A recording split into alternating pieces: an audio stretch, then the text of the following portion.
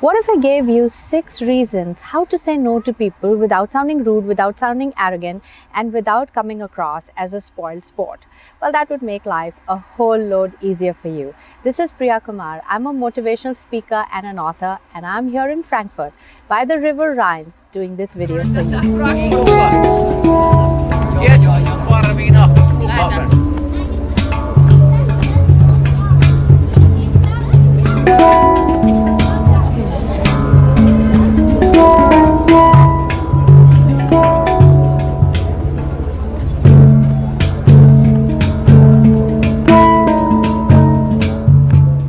You say no to people. I have listed 6 reasons which will get you off the hook so that you can stay in tune and focus with your goals.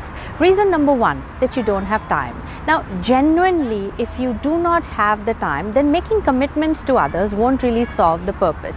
And if you come to me with something that you need help with and I really do not have the time, then I must express my interest to do it. Sometimes you're interested, but genuinely due to lack of time, you're not able to give the attention. So if you brought something up to me, I would tell you, look, I would love to do this. I really want to. It is in my interest, but I do not have the time, so I don't want to delay and stall you. So might as well you go and you look for other avenues of help or intervention. And it's reasonable and practical. It's no point telling you, yes, I will do it, and then not find the time to do it, or take out time from something else that I have already committed to and do a bad or hurried job at that. So I'd rather be upfront and say, I do not have the time this time, maybe another time. Second, what if I have no interest in doing the work you're asking me to do? Now, in that case, I would not explicitly say, hey, look, I'm not interested. But I would very reasonably say that I'm not the right person. You see, if I'm not interested, I'm not the right person for you. Might as well find somebody else who is well suited. I definitely am not. As much as you may see me as capable, I will tell you upfront, I'm not the right person that you're looking for. Now, point number 3, what if you have no interest only to do the job?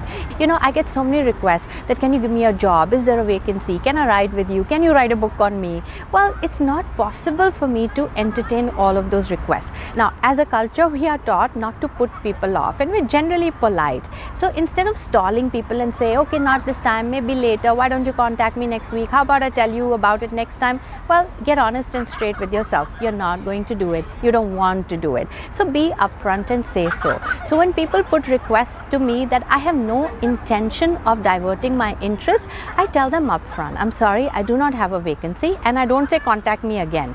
It's a full stop. I do not have a vacancy, I'm not looking for a writer, or I am all sorted and I don't need help, or I can't help you this time.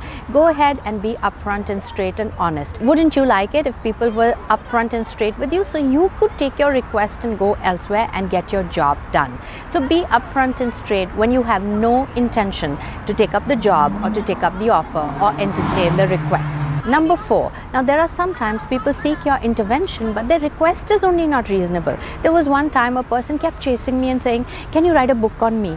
I don't want to write a book on you. For instance, somebody says, can you give me a loan, and you don't even know that person.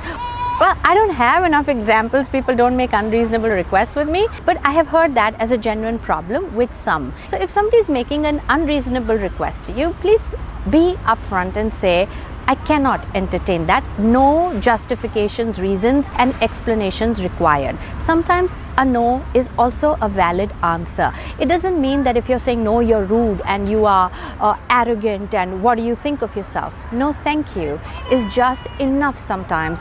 And I use that no, thank you when the request is totally unreasonable, where I feel even in trying to explain, I am not doing justice to the situation and I don't want to entertain the topic or the person further. No, thank you just suffices. Number 5, how to say no when people are palming off their jobs to you. Haven't you met people like that? It's their job to do it, but they are trying to, push it off in your desk because you're a nice person, because you don't say no, and because you always help.